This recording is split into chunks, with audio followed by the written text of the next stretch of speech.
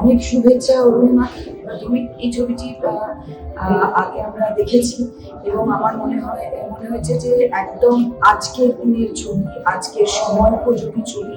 এবং ছবিতে তো সৌমিত্র চট্টোপাধ্যায় আছেন, মানে লিলি আছেন, মানে বুঝতে পারছেন যে ছবিটার মানটাই অন্যরকম হয়েছে। আর এবার আমার আর বলার বেশি কিছু নেই। ছবি দর্শক দেখবে, দর্শকের নিশ্চয়ই ভালো লাগবে, সেটা আমি একদম আশাবাদী। তো ওটাই বলবো যে মানুষ দেখুক।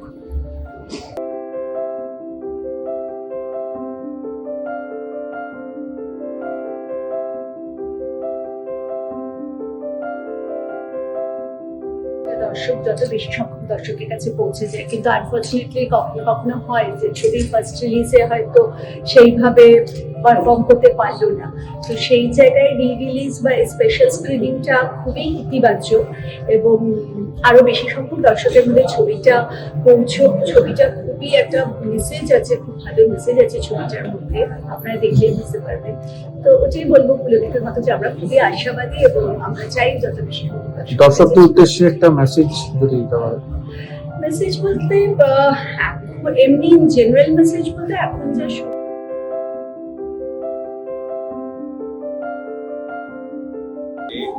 একটা সোশ্যাল মেসেজ, যে টেকনিক্যালি ওমেন এম্পাওয়ারমেন্ট যেটা আমরা বলি, যে আমাদের সমাজেতে যে মহিলাদের যে অধিকার, যেটা আমরা যে সামাজিক মেসেজের একটা মুভি, সেটা আমাদের খুব ভালোভাবে সেটা থাকবে।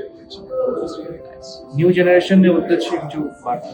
নিউ জেনারেশনের উদ্দেশ্য হচ্ছে যে যেটা বলা, সেটা হচ্ছে যে they should always look out for such movies, এরকম সিনেমা তাদের এই জেনারেশনের ছেলে মেয়েদের আরো বেশি দেখা উচিত।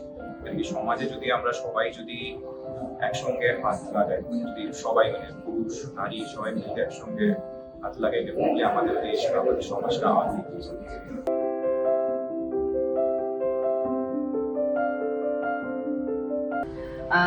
ফিল্ম মেকার হিসেবে অনেক লড়াই করতে হয় একটা ছবি বানানোর জন্য। অনেক কাঠ খড় পুড়িয়ে, গিল্ডের সাপোর্ট নন সাপোর্ট, চারিদিকের পার্টি পলিটিক্স সব কিছুর মধ্যেই ছবি করতে হয়, এবং সেটা যখন একজন মহিলা করে তাকে তো ডবল খাটতে হয়, আপনারা সকলেই জানেন।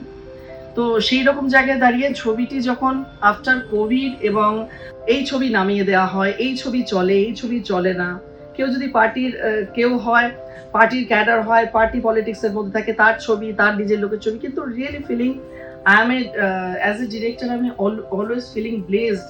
যখন আমি ছবিটা যখন আগের সরকার ছিল তখনও খুব স্মুথলি আমি রিলিজ করেছিলাম।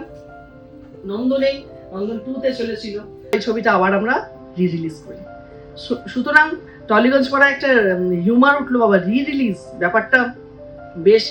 আজকের ডেটে দাঁড়িয়ে 4র্থ সপ্তাহ চলছে যে এই ছবিটা নন্দনের মতো জায়গায়। Thank you Nandan, thank you মা, থ্যাংক ইউ ইউনিভার্স, এবং তোমাদের সকলকে থ্যাংক ইউ। আর যাদেরকে থ্যাংক ইউ না বললেই চলে না, আমার জার্নালিস্ট ভাই বোনরা, যারা ছাড়া কোনো একটা খড়কুটো খবরও বাইরে যাবে না।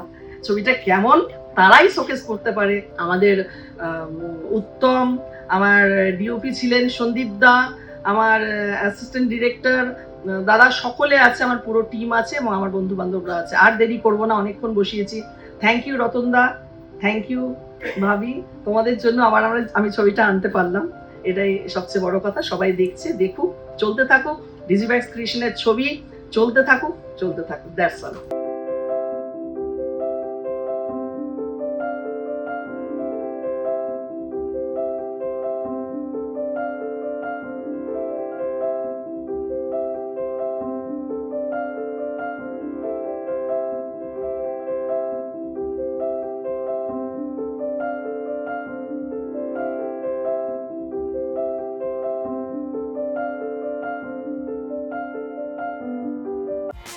টলিউড ফোকাস কলকাতা চ্যানেলটি আপনাদের ভালো লেগে থাকলে লাইক করুন, সাবস্ক্রাইব করুন এবং অবশ্যই আপনাদের পছন্দের ভিডিওটি শেয়ার করুন।